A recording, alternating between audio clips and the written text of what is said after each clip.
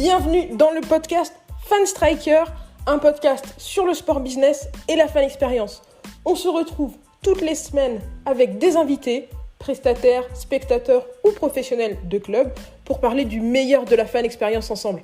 Ça commence maintenant.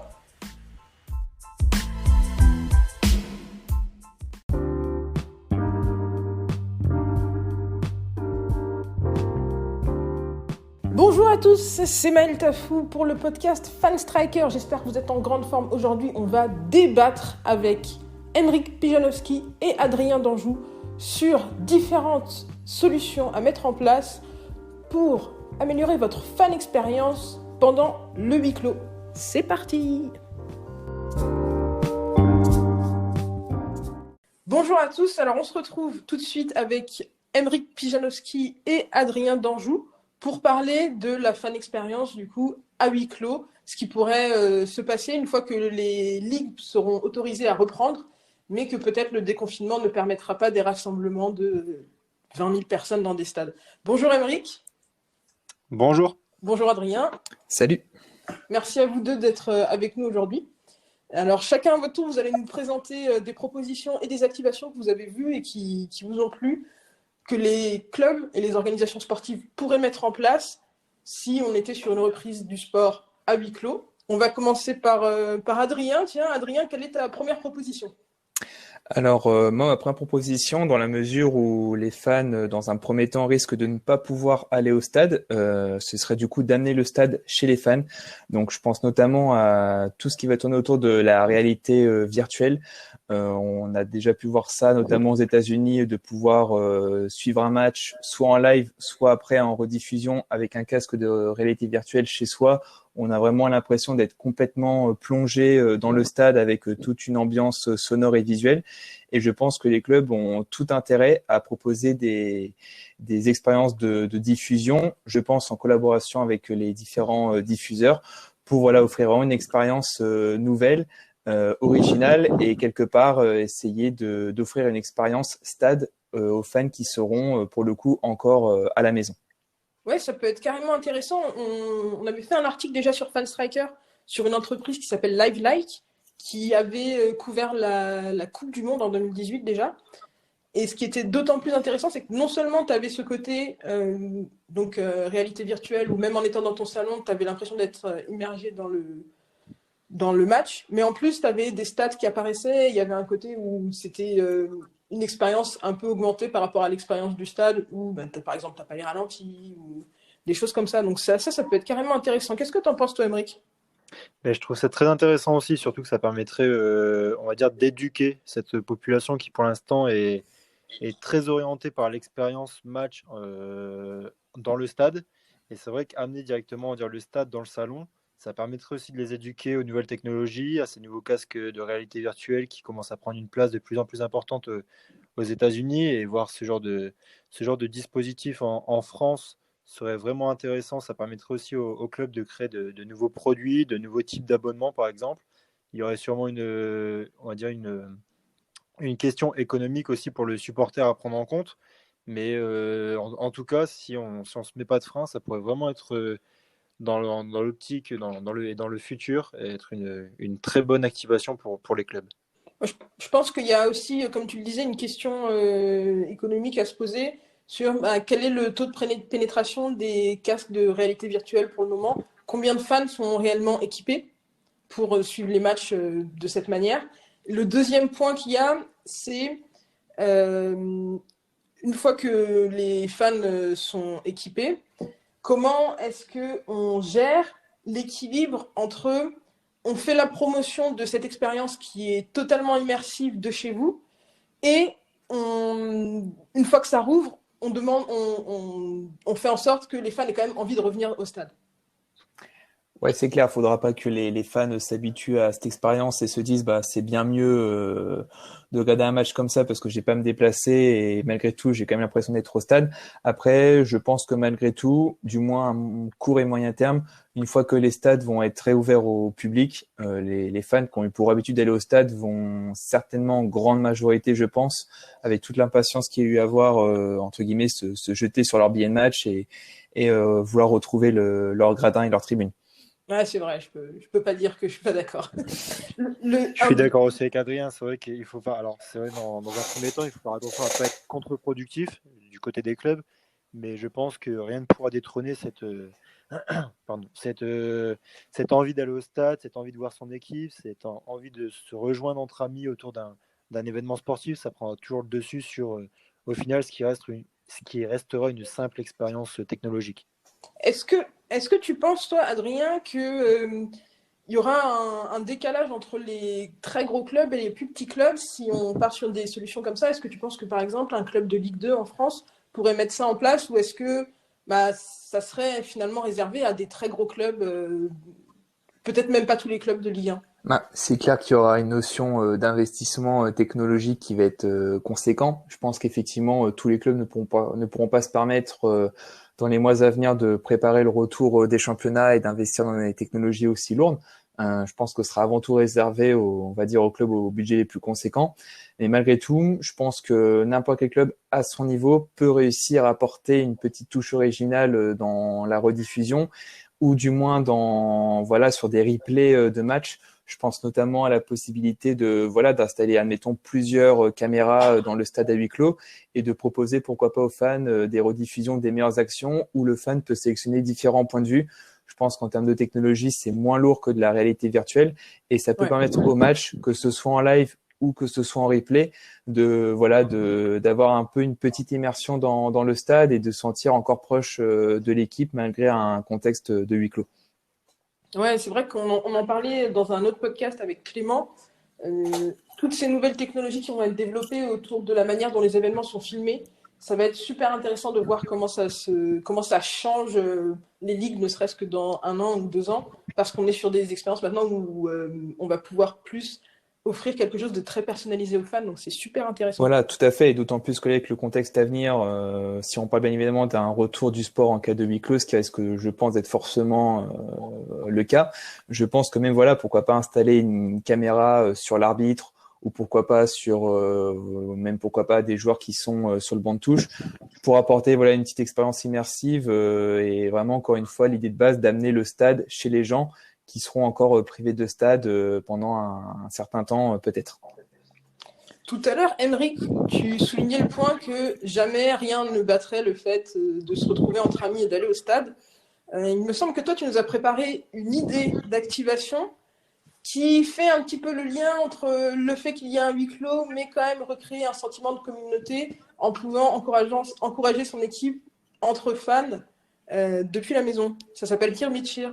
Ouais, c'est ça, c'est Elias Andersen qui a créé cette application il y a plusieurs semaines, quelques mois si je ne me trompe pas.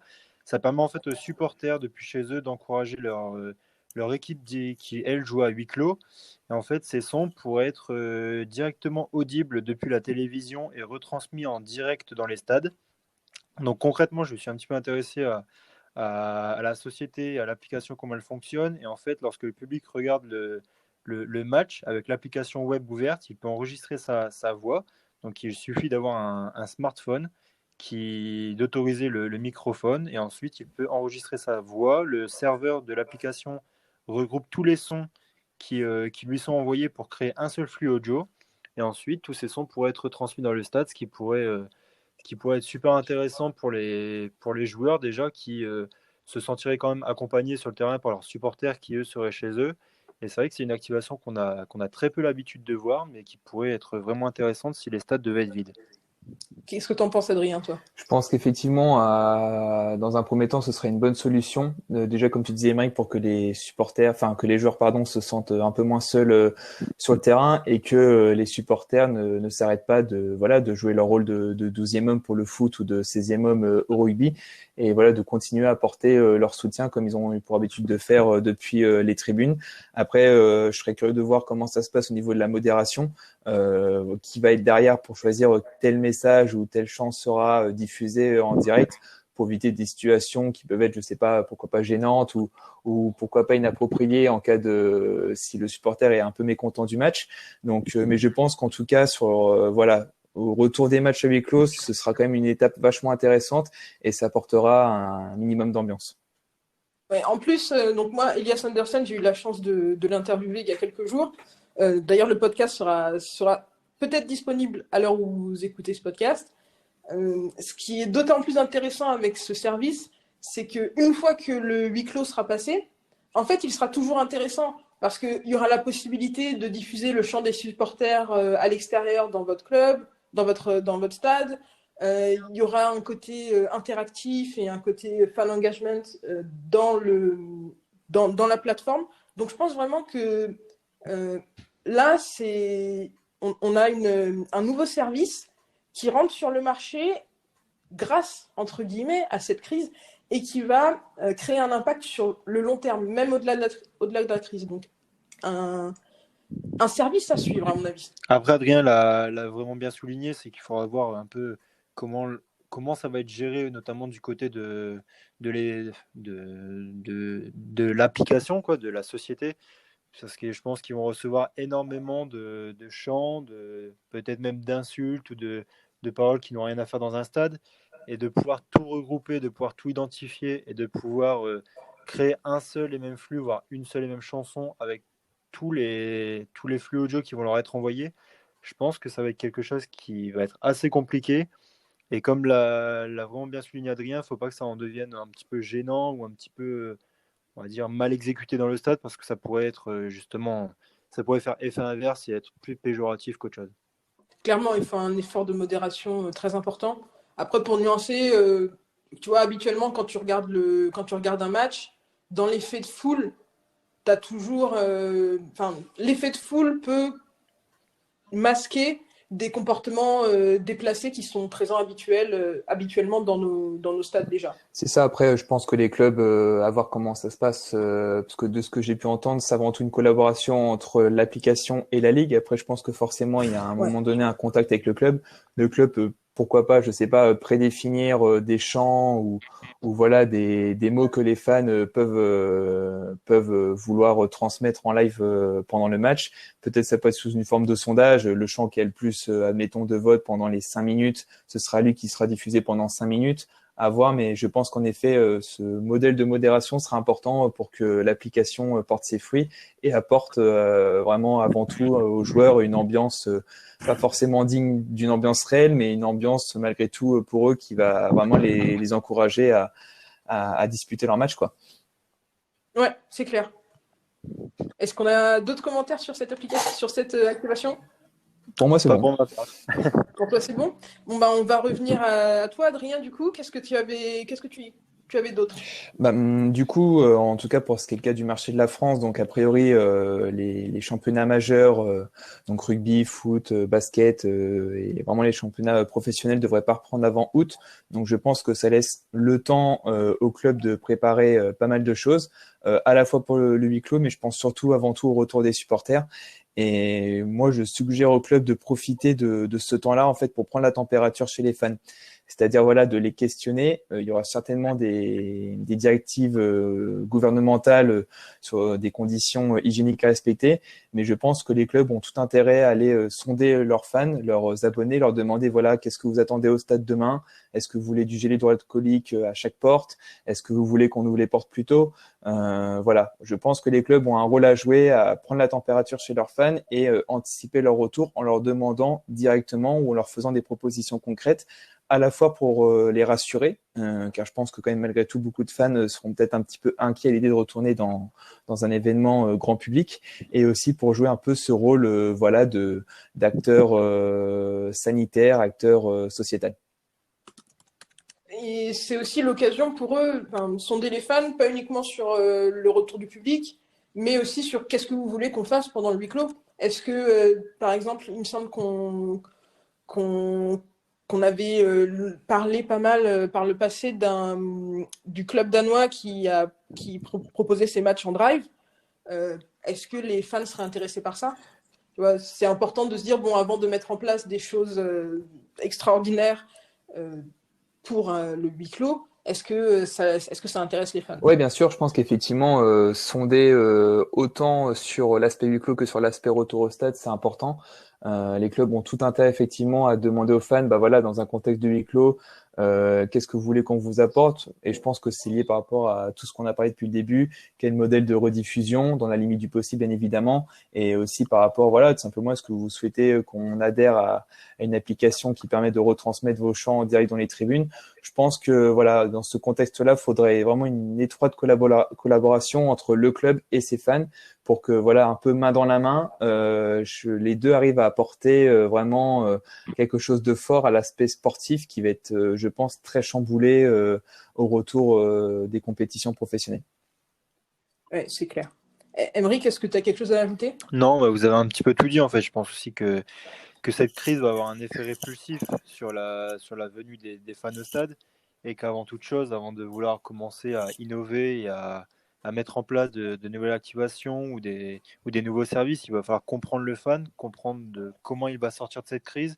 Est-ce qu'il va avoir envie d'aller au stade dans la mesure où un jour les stades seront réouverts au public? S'il y va, quelle mesure il va vouloir qu'il lui soit proposé? Et comme l'a souligné Adrien, on risque d'être dans une configuration où les stades ne soient pas réouverts avant un bon moment. Et je pense que là, les clubs ont tout intérêt à comprendre encore plus que d'habitude ce que les fans vont vouloir attendre de leur club, comment ils vont vouloir être traités aussi, pour des questions, on y reviendra peut-être plus tard dans le podcast ou dans d'autres podcasts, mais pour des questions d'abonnement, pour des questions de remboursement, pour toutes ces questions-là, les clubs vont avoir vraiment c'est là où on va un peu voir les clubs qui suivent et qui ont un grand intérêt envers leurs supporters. Et il va y avoir sûrement beaucoup de mesures à prendre pour les clubs et des bonnes mesures pour pas repousser leurs fans qui les suivent depuis des années. C'est vrai, ça, c'est quelque chose à laquelle je n'avais pas pensé, mais comment est-ce que le fait que la saison de championnat français soit arrêtée de manière brutale, comme ça, comment est-ce que les clubs vont le gérer? Tu vois, pour ce qui est des abonnements, comme tu le disais, c'est intéressant de le voir. Et si vous êtes intéressé d'ailleurs sur ces questions, j'en profite au passage sur les questions du retour au match avec du public, on fera une deuxième partie à ce podcast où on traitera ces sujets-là. En attendant, on reste sur les solutions à huis clos avec Emeric, une nouvelle proposition de ta part avec des mannequins en carton.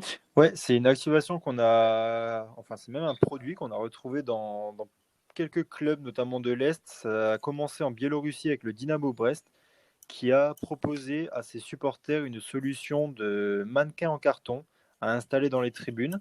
Donc ça coûte 25 €. Tous les supporters sont légitimes pour acheter ce produit.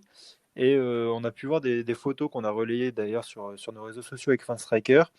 Et alors, c'était pas que des maillots du club, mais on avait vu des maillots de Manchester United, du Sparta Prague, du Real Madrid.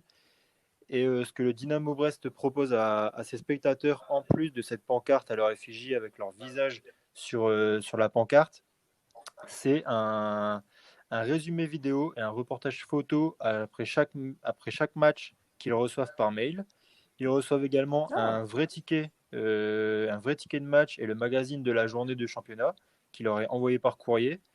Et ils reçoivent également 10% de réduction sur toutes les marchandises du site internet. Donc c'est vraiment un produit et une activation très intéressante de la part du club qui maintient encore un vrai contact avec ses supporters. Et en plus d'être une action de maintien de lien avec le supporter, c'est aussi une activation très marrante, il faut se le dire.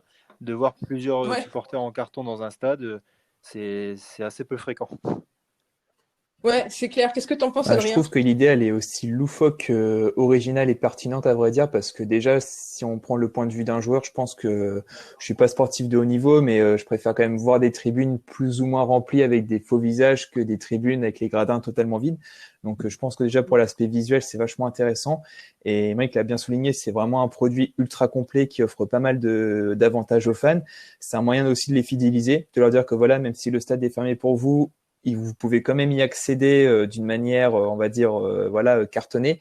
Mais je trouve ça vachement intéressant parce que les fans peuvent se sentir proches de leur club, car en plus, voilà, de pouvoir avoir leur visage fixe sur un siège dans leur stade préféré. Ils ont quand même tout après un panel d'avantages qui pourront du coup réutiliser une fois que les stades seront réouverts. Donc je trouve ça vraiment intéressant et je serais pas étonné que ce dispositif soit déployé dans les championnats les plus populaires en Europe.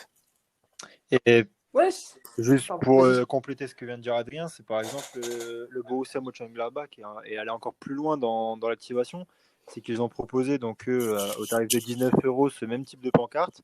Donc le club a observé plus de 5000 pancartes achetées en quelques semaines après la commercialisation du produit. Et parmi ces 19 euros, en fait, il y a 2,50 euros qui va directement au groupe de supporters qui est à l'origine de cette action et qui s'appelle le Fan Project Mönchengladbach. Donc vous m'excuserez pour la prononciation allemande, mais voilà. Et il y a 2 euros qui vont à la campagne, le Borussia et le Borussia qui aident les restaurants et les bistrots locaux en cette période. Donc c'est au-delà d'être un geste, on va dire, original, marrant et qui permet de maintenir le lien avec les supporters, c'est aussi un geste, on va dire, caritatif qui permet d'aider aussi les partenaires et les sponsors du club en cette période un petit peu compliquée. Ouais, c'est clair, c'est ce dont j'allais parler. Je pense que voilà, c'est un geste. Moi, je pensais que c'est un geste pour soutenir son club quand parfois tu supportes un plus petit club qui a des contraintes financières qui sont un peu serrées et pour qui l'achat de tickets est une source de revenus conséquente. Mais c'est vrai que quand on voit ce type de projet mis en place, on se rend compte que c'est aussi une manière d'aider sa communauté locale. Donc c'est super intéressant. Et ce que je me disais aussi, c'est que dans le cadre de la diffusion de matchs à huis clos, ce genre de mannequin en carton dans les tribunes, ça montre quelque chose d'intéressant, c'est qu'on va pouvoir peut-être attirer de l'attention vers les matchs en faisant des choses originales dans les tribunes.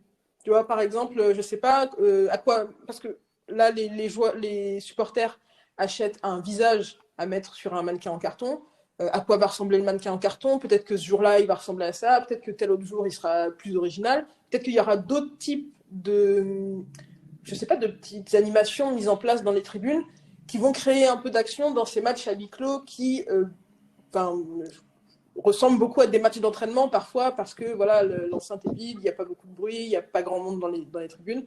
Donc je pense que c'est une idée qui peut amener les clubs à développer de nouvelles animations dans les tribunes pour faire quelque chose d'intéressant autour du match. Complètement. Et là, vas-y Adrien, vas-y. Vas-y. Je suis complètement d'accord parce que il y a un exemple qui me revient en tête en parlant de ça, c'est je crois le nom, je sais plus exactement, mais je crois que ça s'appelle la Zidane Arena, une arena de foot en salle, donc en five, créée par Adidas en collaboration avec Zidane, où en fait ils avaient mis en place un modèle de tribune virtuelle où en fait on avait l'impression de jouer devant, je crois que c'était 50 000 personnes qui étaient animées. Et du coup, je pense qu'en effet, tu l'as très bien dit, Maël. Je pense que c'est vraiment l'occasion pour les clubs essayer je pense qu'il faudra habiller les tribunes, pour faire simple, pendant ces matchs à huis clos, que ce soit via les fans avec ce modèle de mannequin, on va dire, ou alors avec une formule pour des budgets plus conséquents, une formule virtuelle, pour vraiment apporter une ambiance à la fois, encore une fois, pour les joueurs, mais aussi une ambiance pour les diffuseurs qui va se rapprocher au maximum de ce qu'on a pu connaître jusqu'à maintenant. Et Ouais. simplement pour compléter, est-ce qu'un jour, je me posais la question, mais est-ce qu'un jour peut-être un club déciderait de prendre cette activation comme un nouveau produit? Alors là, je parle bien de matchs qui s'effectueraient avec du public.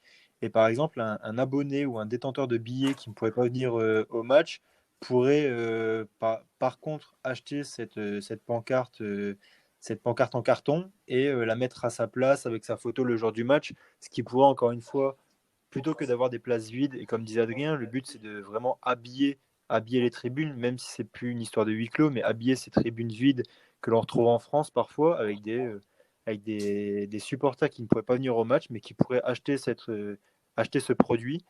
Et ça pourrait, on va dire, habiller les tribunes encore mieux que si c'était du huis clos, puisque là, les mannequins en carton seraient entre tous les supporters. Et du coup, à la télé, je pense qu'on ne verra même pas la différence entre les vrais et les faux supporters si on se place vraiment de loin. Ouais, pourquoi pas. Puis c'est l'occasion aussi de proposer des personnalisations un peu plus avancées de son mannequin. Si c'est ton mannequin attitré qui correspond à ta place attitrée pour la saison. Ça peut être intéressant. D'autres commentaires sur cette proposition? Voilà, je pense qu'on a fait le tour. Je pense que On a fait le tour, mais on retourne à Adrien avec cette fois-ci un sujet e-sport. Ouais, donc du coup, ça touche pas forcément directement au huis clos, mais je pense que c'est toujours dans cet univers où les stades sont vides. Enfin, tout ce qu'on a pu voir en e-sport ces dernières semaines avec ce contexte de confinement et de sport à l'arrêt, j'ai vraiment apprécié les compétitions qui sont parfaitement bien adaptées à la situation. Je pense notamment en tennis au tournoi de Madrid, où le tournoi n'aura pas lieu, mais les joueurs vont quand même le disputer chez eux avec leur manette sur console. Je trouve ça vraiment super intéressant car ça permet vraiment pour les fans de continuer à suivre leur compétition alors que la compétition n'a pas lieu parce que les joueurs se sont un peu adaptés à la situation et vont malgré tout offrir aux fans un contenu sportif, certes en mode e-sport, mais un contenu sportif quand même. Donc après à voir comment le e-sport peut être intégré dans ce contexte de huis clos, mais je pense que les clubs devront continuer à toujours surfer sur le e-sport dans les mois et même années qui viennent, car je pense que c'est vraiment une solution vachement intéressante pour apporter plus de proximité entre le club, les athlètes et les fans, avec des modèles de rediffusion innovants et aussi permettre aux fans de même directement jouer avec les joueurs sur ce type de format. Ouais, tout à fait. C'est intéressant. Moi, j'avais suivi un tournoi qui s'était fait sur 2K avec les joueurs de NBA. Donc, je trouve ça cool, effectivement, de garder ce lien entre les clubs et les clubs et les joueurs et les fans, même si c'est en passant par un sport qui est différent. Après, ce que je me demande, ce qui m'inquiète un peu, c'est tu as beaucoup de grandes franchises sportives qui ont développé leur véritable équipe d'e-sport avec des professionnels de l'e-sport. Quelle est la limite dans laquelle on n'empiète pas sur une autre partie du club qu'on devrait promouvoir? Tu vois, par exemple, je sais que l'AS Monaco, ils ont une équipe d'e-sports qui marche pas mal du tout. Si demain, ils se mettent à faire sur le site, sur les réseaux sociaux de l'AS Monaco, le club de foot, ils se mettent à relayer beaucoup de matchs de joueurs qui jouent entre eux. Est-ce que c'est pas dommage quand ils pourraient à la place mettre en avant Ouais, je leur pense club qu'en fait, d'e-sport? il y aura deux tendances. Je pense qu'il y a toujours la tendance qui est déjà bien en place que tu viens de décrire, qui est professionnelle. Le e-sport devient un métier qui rapporte beaucoup d'argent et qui rassemble des milliers de personnes dans des salles dédiées à ça. Donc, il y aura une tendance professionnelle et je pense qu'il y a une tendance divertissement que entre guillemets, grâce au confinement, s'est créée, où vraiment les joueurs en fait surfent sur ce monde-là pour mettre en scène leurs joueurs, leur club et apporter du divertissement aux fans. Ouais, c'est vrai, comme tu le disais, c'est une bonne nuance à ce que j'ai dit, c'est que c'est quand même pas la même chose de regarder un vrai professionnel de l'e-sport et de regarder quelqu'un qui joue à FIFA comme ça ou à un autre match, mais un autre jeu. Et ce que je me disais, c'est peut-être dommage parce que pour certains clubs, ça aurait été l'occasion de dire ah bah on a cette équipe d'e-sport, on la pousse à fond parce que là on n'a pas de match de Ligue 1, de match de NBA. Est-ce que Emeric, tu as quelque chose à ajouter sur ce Alors, je vais pas sujet? vous mentir sur le sujet du e-sport. Je suis un peu moins, on va dire, j'ai un peu moins suivi l'actualité que ce que vous venez de dire. Après, par contre, si je me place d'un point de vue on va dire, d'un fan comme moi, par exemple, qui ne suit pas trop le e-sport, ces dernières semaines, j'ai pu, par contre, sur Ouais. les réseaux sociaux, voir pas mal de compétitions, voir notamment Trent Alexander-Arnold et Diego Jota de Wolverhampton en compétition. Donc, les vidéos ont été diffusées par les clubs sur les réseaux sociaux. Et donc, je me dis que c'est un bon moyen quand même de garder cette proximité avec notamment les jeunes populations de fans qui sont très à même de ces nouveaux jeux et notamment le e-sport et la place qu'il prend maintenant dans le sport moderne. Mais c'est vrai que il va pas falloir confondre, j'ai envie de dire, le sport dans le stade, donc le football dans le stade avec ses supporters et tout ce qu'il représente depuis des centaines d'années et ce nouveau sport, et encore selon les débats, est-ce que c'est un sport ou non, la place qu'il va prendre. La place du e-sport ne doit pas empiéter sur la place que l'équipe première de football prend. Et donc, est-ce que les clubs n'auraient pas plus intérêt à, par exemple, créer des réseaux sociaux spécifiques à leur équipe de e-sport? On aurait comme ça deux parties vraiment distinctes dans le club. Et chaque population pourrait suivre, selon ses affinités, les comptes qu'il préfère. Enfin voilà, je pense que c'est un débat, mais en tout cas, c'est une nouvelle discipline qui arrive de plus en plus dans les clubs. Je pense elle est fortement à travailler pour les clubs, puisque il y a beaucoup de gens qui commencent à s'y intéresser. Ça génère beaucoup d'argent. Et je pense que les clubs l'ont bien compris. Le PSG l'a bien compris. Monaco l'a bien compris. Et c'est une source de revenus additionnelle qui peut vraiment être non négligeable. Après, quand tu y réfléchis, tu vois, par exemple, le PSG ou le Real Madrid ou Barcelone, ils ont des clubs. Enfin, c'est le groupe PSG qui a le PSG Football Club, le PSG Handball et le PSG Basketball, et ça empiète pas l'un sur l'autre. Ouais, c'est ça. Après, c'est peut-être aussi parce que j'ai pas les infos et les connaissances sur ce sujet, donc je voudrais pas non plus m'inventer. Ok. Mais Oh, ça, bon, de toute façon, on avait fini par s'écarter un petit peu. Donc, revenons à, à notre sujet sur la fin d'expérience au huis clos, à moins que tu aies quelque chose à ajouter. Non, sur, sur le, sur le huis, sur le huis clos? Non, c'est bon. Euh, on repart sur le huis clos, D'accord. du coup, c'est Alors, ça que je disais. ouais, du coup, moi j'avais. En fait, je pensais, alors, entre guillemets, encore une fois, profiter de cette période pour, on va dire, inciter et augmenter les activations digitales et le contact avec sa communauté via le digital. Donc, les clubs ont tout intérêt à augmenter leur présence sur le digital. Et par exemple, si les matchs revenaient sans public, pourquoi pas mettre en place des plateformes pour commenter le match? Donc, ça pourrait être un simple onglet sur le site internet du club où les fans pourraient se retrouver comme si c'était un peu une idée de forum où les fans pourraient commenter le match ensemble. Ça pourrait aller encore plus loin et prendre par exemple la chaîne YouTube des clubs qui proposerait à leurs fans un live audio avec deux personnalités du club. Ça serait un peu le même modèle que ce que l'on retrouve sur l'équipe 21. L'équipe 21, les soirs de grands matchs, propose en fait de. Alors, on voit des commentateurs, on ne voit pas le match puisqu'il y a forcément une histoire de droit, mais on voit au moins des commentateurs commenter le match. Et pour les gens qui n'auraient pas les chaînes, style Canal+, Bein Sport, ça leur permettrait de voir deux personnalités du club commenter le match de leur équipe. Et ça pourrait être une activation vraiment intéressante en restant à la maison. Et enfin, la dernière petite idée, c'était de créer des salons de visioconférence les jours de match. On a tous remarqué que cette période de confinement a bousculé un peu nos habitudes de travail et que la tendance a forcément été au télétravail et à toutes ces plateformes de visioconférence telles que Zoom, telles que Skype, telles que Google Meet, toutes ces plateformes. Et je pense que les clubs auraient tout intérêt à contacter ces sociétés pour essayer de chercher des idées et par exemple créer les jours de match des salons de visioconférence à par exemple 10 supporters et ces 10 supporters pourraient se retrouver en visio, pourraient discuter ensemble, pourraient regarder le match chacun de leur côté mais le commenter ensemble et je pense que ça permettrait de maintenir cette idée de relation entre les supporters, cette idée d'être entre amis malgré le fait que le match soit à huis clos et que chacun reste chez soi. Ouais, c'est intéressant. Il y a ce côté un petit peu communauté à, à, à recréer. Moi, j'aime beaucoup le côté, ta deuxième proposition avec les Bah ouais. live audio.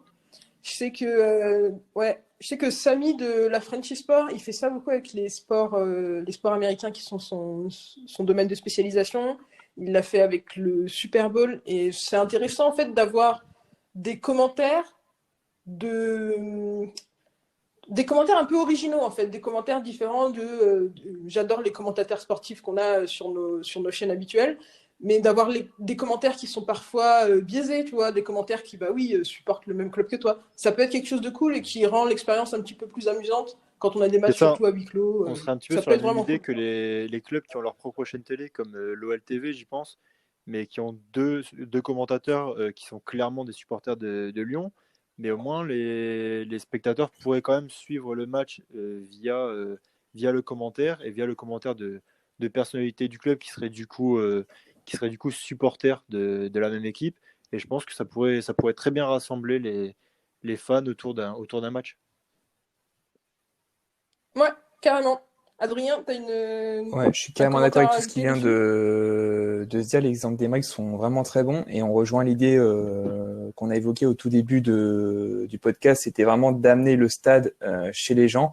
Et voilà, l'idée d'avoir des retransmissions ou voilà un aspect commentateur un peu innovant et un peu original. Je pense qu'effectivement, ça va permettre d'apporter une expérience tout simplement de diffusion différente aux fans. Et les clubs ont, je pense, pas mal d'idées à mettre en place là-dessus.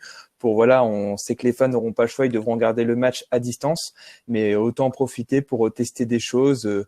Ça peut être même pourquoi pas, imaginons un joueur qui est blessé, qui commente sur une plateforme dédiée comme l'a dit Emric sur YouTube, par exemple le match pour apporter ouais ou Twitch Twitch. par exemple pour toujours voilà apporter une expérience voilà de retransmission nouvelle aux fans. Et je pense qu'aussi c'est l'occasion d'amener le fan dans des espaces du stade qu'il ne connaît pas. Je pense notamment à tout ce qui va être conférence de presse, zone mix, même pourquoi pas vestiaire si les clubs l'acceptent. Voilà pour leur dire écoutez, vous pouvez pas venir au stade, mais on va quand même en respectant bien évidemment les droits TV, vous diffuser en direct, en live streaming, pourquoi pas, voilà, la cause du vestiaire. Je pense que pour certains coachs, ce sera pas possible, mais admettons, ou du moins la célébration d'après-match, ou après la mix zone pour que les supporters puissent suivre en direct le rapport entre les journalistes et les joueurs. Voilà, apporter un peu d'exclusivité et voilà un aspect de rediffusion nouveau qui, pourquoi pas, après à long terme, pourra un peu révolutionner notre manière de consommer le sport depuis son canapé. Mm. Encore une fois, c'est l'occasion avec tout ce que tu as proposé, de personnaliser encore plus Exactement. la diffusion Exactement. et la Et plus consommation généralement, du je match. pense Ouais, qu'avec tout ce qu'on super s'est cool. dit depuis le début, quand on vit une crise comme ça, une situation particulière, faut certes, il y a un impact économique et d'organisation qui est énorme, mais il faut essayer de voilà de tirer les avantages par-ci, par-là et proposer des choses innovantes, à la fois en comprenant ce que nos fans ont envie de voir et attendent, et essayer ensuite du coup de proposer des contenus, des activations innovantes qui vont du coup leur apporter un petit moment de bonheur pendant la retransmission du match de leur équipe. Ok. Écoutez, moi j'avais une dernière activation dont je voulais qu'on parle dans les 2 dernières minutes qui nous restent. C'est cette proposition de diffuser les matchs dans un drive qu'on a vu dans le championnat danois. Qu'est-ce que vous en pensez? Vous, est-ce que c'est quelque chose qui vous intéresserait d'un point de vue personnel? Et comment est-ce que les clubs pourraient mettre ça en L'idée place? rejoint un peu les fameux cinémas plein air. Bon, personnellement, je pense qu'aucun d'entre nous ici les a connus, mais dans les années, je sais pas, 60, 70 aux États-Unis et même en France, je suis un peu mitigé. D'un côté, je trouve ça bizarre de regarder un match dans sa voiture avec d'autres voitures autour et on peut pas forcément sortir et je sais pas interagir avec les gens. Après, si la configuration du stade le permet, si le stade est un peu isolé et qu'il y a de la place autour, pourquoi pas? Pourquoi pas? Je pense que c'est pas une idée à rejeter, mais voilà, je suis un petit peu mitigé juste sur l'aspect, on va dire, émotionnel et organisationnel que ça peut générer. Ouais, moi c'est pareil, plus sur l'aspect Euh, organisationnel plutôt que émotionnel.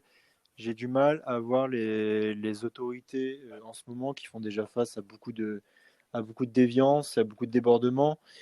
Autoriser ce genre d'événement, de voir des gens dans des voitures se déplacer sans autorisation, on va dire, valable actuellement, même si c'était après le déconfinement, du coup on parle bien de après le déconfinement. J'ai du mal ouais. à penser qu'un supporter pourrait venir comme ça regarder le match. Je pense qu'il y a un aspect physique, un aspect de contact.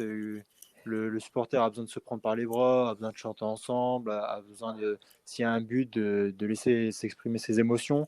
Et je pense que là, en fait, on le réduirait à une expérience un petit peu plus limitée. Et je ne sais pas si c'est vraiment quelque chose qui prendrait au niveau des supporters. Et même au-delà de ça, je pense que très rapidement, avec les nuisances sonores que ça peut causer, avec les klaxons et tout ça, très vite, je pense que ça peut vite être interdit par rapport à des plaintes pour les habitations qui, si c'est le cas, sont autour du stade. Ça risque forcément de se faire si un club décide de mettre ça en place. Mais je pense que pour le club a Est-ce tout que intérêt à plutôt favoriser toutes ces activations digitales. Déjà, la première chose, c'est que ça va permettre aux gens qui n'ont pas l'habitude d'aller sur ces réseaux sociaux, de les découvrir, de découvrir un peu les plateformes du club. Et ça va aussi permettre d'augmenter les flux d'internautes qui vont arriver, d'augmenter, alors c'est des choses un peu plus, on va dire, secondaires, mais d'augmenter peut-être le nombre de followers, le nombre de likes, mais c'est toute cette partie du club qui est à développer dans ces années à venir. Et je pense que c'est le moment pour le faire. C'est un peu alors c'est malheureux à dire, mais puisqu'on n'a que le digital en ce moment pour pouvoir être en lien avec les autres personnes, et ben c'est un peu là-dessus qu'il faut tabler, je pense. Ok. Est-ce que quelqu'un a quelque chose à Pour moi, rajouter c'est sur ce bon. débat? Non, toutes les vidéos ont été dites. Ok. Bon, bah parfait alors. En tout cas, merci à vous les garçons d'être venus nous rejoindre dans le podcast Fan Striker aujourd'hui. Adrien, où est-ce qu'on peut Écoutez, te retrouver? sur LinkedIn essentiellement, du coup Adrien Danjou tout simplement, ou bien sur Twitter Adrien Danjou également. Voilà, pareil Ok, sur LinkedIn Emric. essentiellement Emric Pijanowski et sur Twitter Emric Pija, mais c'est plus conforme sur LinkedIn. Bon, bah parfait alors, plutôt LinkedIn. Pas de Merci, Merci Maël, à beaucoup bientôt. et puis à la prochaine À alors. bientôt, salut. À bientôt.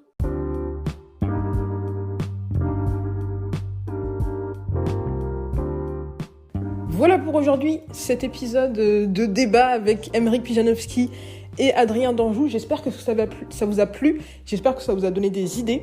Et surtout, si vous êtes un supporter, ce que j'aimerais bien que vous fassiez, c'est que vous nous envoyiez des petits messages sur nos réseaux sociaux, @fanstriker, ou un message audio sur le site encore.fm/fanstriker pour nous dire, parmi ces activations, qu'est-ce qui vous intéresse, qu'est-ce que vous aimeriez bien que votre club mette en place. Et s'il y a des idées que vous avez et que nous, on n'a pas eu, que vous voulez participer au débat, partagez-les avec nous. C'est ça qui est le plus cool, c'est de pouvoir avoir votre retour.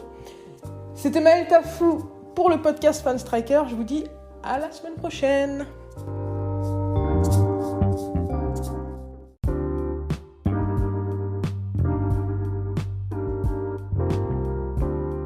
Merci à vous de nous avoir rejoints pour ce podcast. Comme d'habitude, si vous voulez aller plus loin sur les sujets dont on a parlé, je vous ai mis plein de liens dans la description. N'hésitez pas à réagir à l'épisode d'aujourd'hui en nous laissant des messages sur l'application Encore. Ça s'écrit ANCHOR. Vous pouvez laisser des petits messages audio qu'on pourra intégrer dans les épisodes suivants. Vous pouvez aussi venir discuter avec nous sur les réseaux sociaux de Fan Striker, que ce soit sur LinkedIn, sur YouTube, sur Twitter, sur Facebook ou sur Instagram. On est présent à @fanstriker. Bien sûr, vous pouvez aussi visiter notre site internet fanstriker.com.